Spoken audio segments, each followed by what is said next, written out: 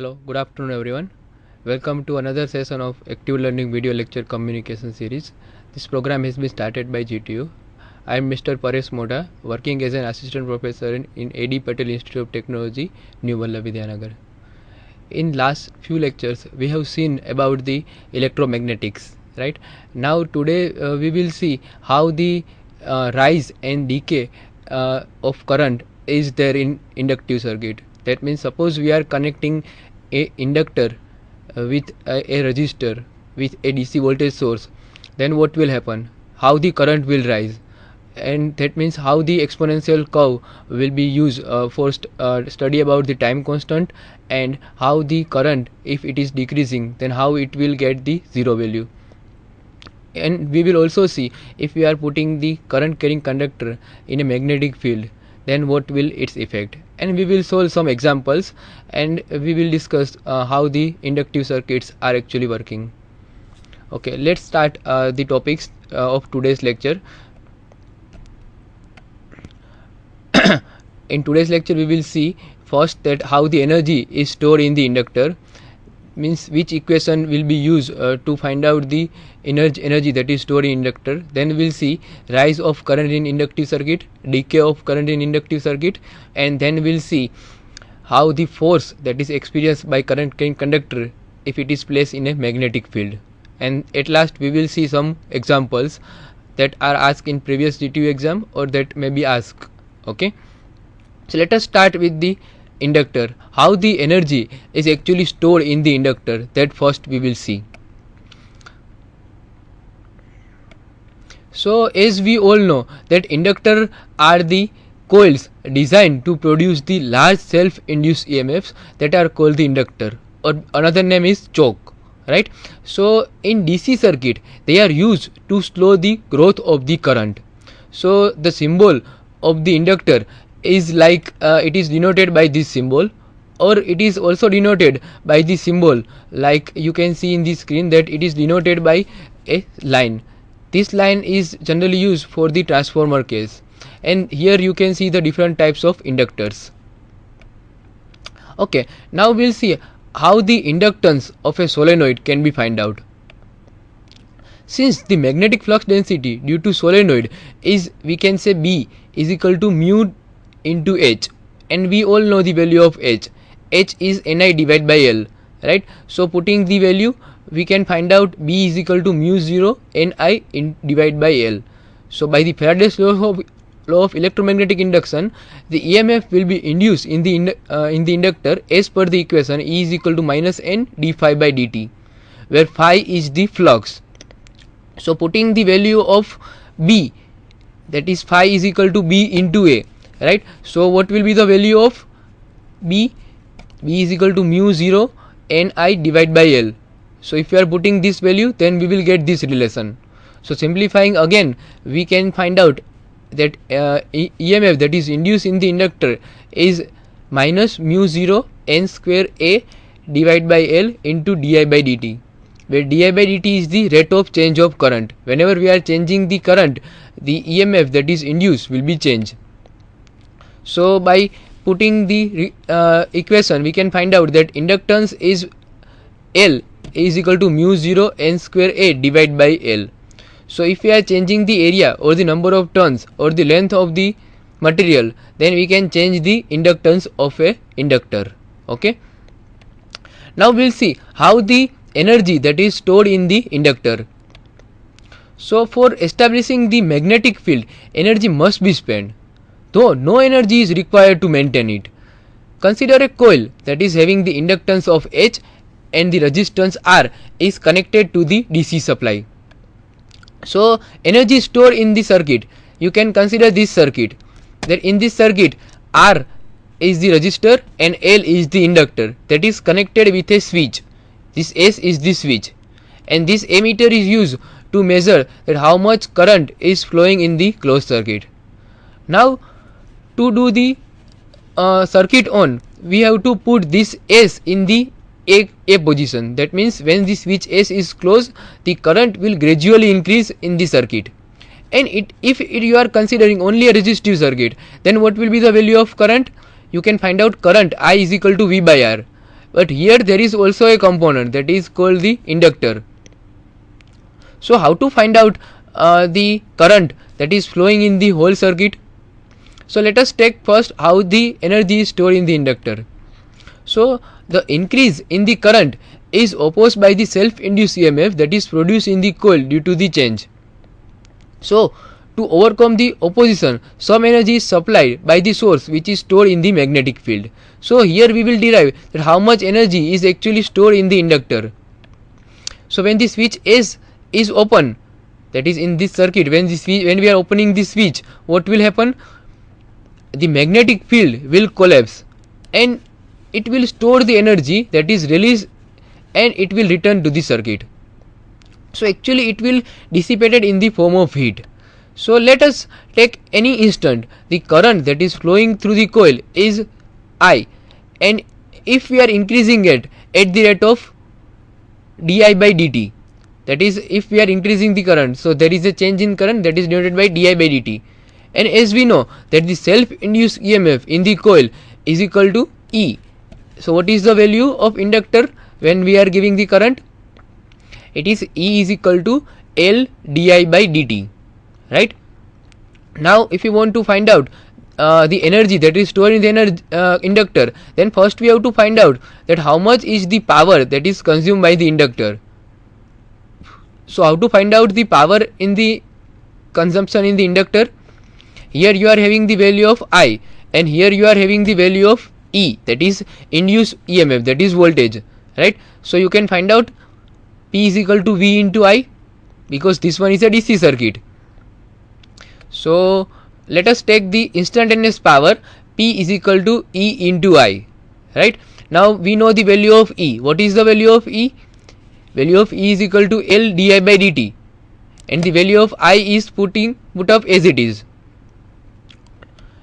So now what will happen? Again rearranging the equation, it is Li into di by dt. So we can say that the instantaneous power that is available in the inductor is equal to L into I into di by dt.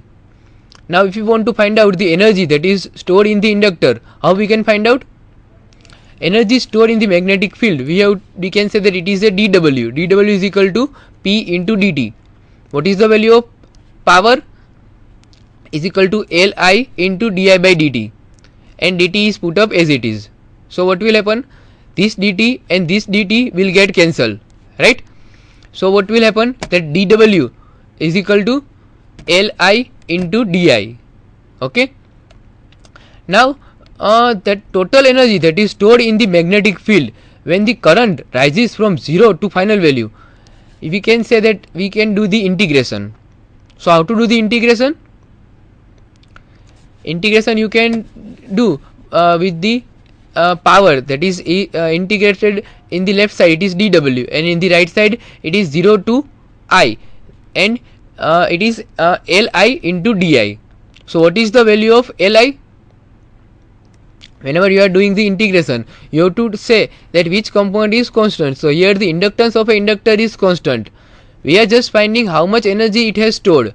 So we have to take the L as a common. So if we are taking L as a common, so what will happen? It will be L W is equal to L in bracket the integration of I is equal to I square divided by 2, and these are the limits, that is 0 to I. So if we are putting these limits or the values in the integration, then it will be W is equal to 1/2 Li square joule. Okay, so this one is the formula that you should remember if you want to find out the energy that is stored in the inductor. So you can find out the value of inductor and how much current that is flowing in the inductor. If you know, then by putting the value in this equation, you can actually find out how much energy is stored in the inductor. Now we will see how to rise the current in a inductive circuit. That means suppose we want to increase the current from 0 to maximum value. So what will happen? Current will not change instantaneously. If it is a resistive circuit, then it is proposed I is equal to V by R. But if it is an inductive circuit, then what will happen in the case of inductive circuit? It will not change directly the value of current. so it will change the value of current exponentially. That means it will increase the value of current as we are increasing the value of inductor and value of resistance. So with one derivation we will see how the current is rise in the inductor. So let us see the derivation portion with a circuit. If we are connecting a circuit with a inductor and a resistor, here you have to neglect that there is no resistance of the inductor. Whatever internal resistance of the inductor is there, it is a summation in the resistor. So what will happen? Let us see with the derivation portion. So if we are considering a circuit that is only having a R and L, so when when the switch if we are connecting with a battery, that is inductor and resistor, if we are connecting it with a battery and with a ammeter that can measure the current, so what will happen when the switch S is closed? The current that is gradually increase and it will attain the steady value according to Ohm's law. That is, what is Ohm's law? That I is proportional to the apply voltage divided by its resistance. But here in this circuit you have connected a inductor also. So if you are switching on, how to switch on? You have to put this condition in the A position, so it will be switch on. If you are putting in B position, then it will be short circuited. So we will put this S in B condition when we want to find out the decay of a current, that how the current is actually decreased. But to find out the rise of current in an inductor, when this switch is get closed, the current will gradually increase and it will attain a steady value according to Ohm's law. So if it is an inductive resistive circuit, then I is equal to V by R. But here if you are considering a L is the inductor which is having a some inductance, that is in the form of Henry. The unit of inductor is Henry. Let's say that this inductor is having a L Henry of the inductance and it is connected to a source of a battery. So it is found that the current does not reach its maximum value instantaneously, but it will take some time. That means if we are switch on the switch this on, that is in the A position, what will happen? The current will not be attain the maximum value instantaneously, but it will take some time. So here our point is that how to find out the time, that how much, after how much time the current will get maximum value. Because if we are switch on, then obviously our purpose is that we get the maximum current that is available in the battery, right? So again considering this circuit, and we will find out how the current will growth or increase in the RL circuit. So at the time t is equal to 0, obviously the current value is 0 because no battery is connected. That is, t is equal to 0 is called the initial condition. Now at this condition, L is equal to di by dt, or the voltage is equal to L di by dt. So as the current grows or increase, the potential difference across the resistor will get increased. So obviously the self-induced EMF V minus IR will also falls. Hence the rate of growth of the current will falls. So as the time t is equal to infinite, the di by dt will get 0. So the total voltage, we can say that V is equal to voltage drop across R. If you are applying the Kirchhoff voltage law, then total voltage V is equal to VR, that is voltage drop across resistor plus the EMF or of the self inductance, right? So we can say that it is V is equal to IR plus L di by dt. So if you are putting this IR in this left hand side, then what will happen? Our equation will become V minus IR is equal to L di by dt.